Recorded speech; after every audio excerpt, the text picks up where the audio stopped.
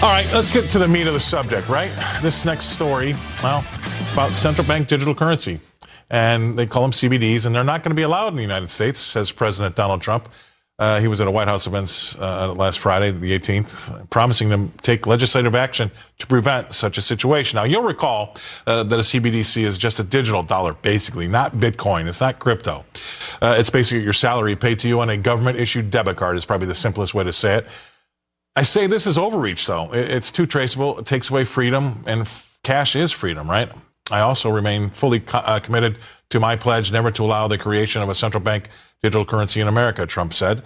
On my first week in office, I signed an executive order to ban the creation of a CBDC in the United States. And I very soon look forward to signing legislation that will codify and make it permanent law, says Donald. Trump's comments came amid the signing of the Guiding and Establishing National Innovation for U.S. Stablecoins, which was the Genius Act. That's where they got those letters. He was signing that into law. Globally, how about this? Various nations are at different stages when it comes to their approach towards CBDCs and introducing such currencies into their own economy. So get a load of this. According to a July update from the Central Bank Digital Currency Tracker from the Atlantic Council of 137 countries or currency unions tracked by the group, 3 have already launched a CBDC. That would be Nigeria, Jamaica, and the Bahamas. Moreover, 49 nations or currency unions are piloting CBDCs. 36 are researching such currencies, and 20 are engaged in the development of such currencies. So there you go. Those are the numbers. My next guest, she has spoken loudly about this topic before. Please welcome onto the show, Rebecca Walser. Rebecca, thank you very much for being on. You and I are on the same page, I think, on this the last time we talked about it, but I was totally against the CBDC, and I do think it's overreach, and I do think it's taking away one of our freedoms. And you know what? A lot of folks are too eager, especially after the pandemic, to give up cash, but cash is freedom, right? I know it's so troublesome because you see that we haven't even gotten all of our freedoms back that we've lost. We just got to start. I mean, I've had TSA forever, thank God, but because of how much I travel. But can you imagine all the people that have been literally taking their shoes off since 2006 just to go through airport security? That has been something that's been in effect since 2006. So when you add these things, we don't ever get them taken away or taken back. It's a miracle that we did, and it's only from Trump's administration. But to your point, Scott, a central bank digital currency that is leveraged as your payment method, as the payment method, is very problematic because that basically allows the U.S. federal government to see everything you're doing with your money. Now, interestingly enough, like you just mentioned, the Genius Act and stable coins, you get like the Circle IPO that came out, last month now that has since doubled their IPO evaluation. And that's a company that's working to make payment processing of stable coins across networks, fungible, reliable. Now, that's what you could see is that we get rid of, I'm not suggesting this, I don't like this, but I'm just saying in a digital world, you could see us losing the actual physical cash currency, unfortunately, right? But that doesn't necessarily mean that we're going to transact in a Federal Reserve U.S.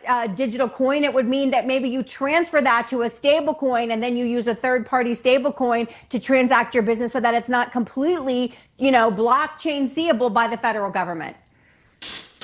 To your point, Fetterman and another congressman named Kramer, I don't know if you saw this, but they want to make it law that if you do face-to-face transactions with consumers, you have to take cash by law. I noticed now lately, it started over the pandemic because money was dirty and it had germs on it, right? But that was just their excuse to move you towards this CBDC. Absolutely. But now a lot of places are refusing cash. Yes, absolutely. Non-cash currency at all. I mean, I told you about my Starbucks a couple of years ago. I was complaining to you. I went in there. I had to use my phone to use Apple Pay to pay. But that is what I want you to understand and all of the listeners to understand, Scott. That's how far we are. These systems are there so that we could go cashless. And that is what we have to now start to really guard against. Okay, the functionality is there. The systems are there. The payment processing systems are there. The companies are there that are running these things on the blockchain. So now we just absolutely must have some kind of law. An executive order that Trump signed is not going to be good enough because the next administration can just undo it, right? We need a law that basically states that even in the event, and I think it needs to be worded this way, even in the event if the United States eventually does come up with some kind of, digital dollar that is not something that's usable for transactions, because if it's usable for transactions, then you have no more anonymity. All privacy is gone, and you have basically relegated your ability to ever deny anything that you, not that it's your privacy, it's your business, it's not theirs. And if it's on their coin, it's their business. Right. And it's to the point, you're right, you're exactly right. I think it's Yankee Stadium. You can't pay in cash at Yankee Stadium. You have to actually take your cash to a reverse ATM machine, feed it cash, and it spits out a card so that you can go take and use it. I mean, that's insane, right? And to your point, the control part about it is I've read research about if the economy is not doing well enough, in order to get you to spend your money, they'll put a sell-by date on your own cash. So you have to go out and spend it before it vaporizes, or vice versa. If things are too hot, they'll slow down your payment. They won't pay you on time. That's how they could get rid of the Fed, by having a central bank digital currency.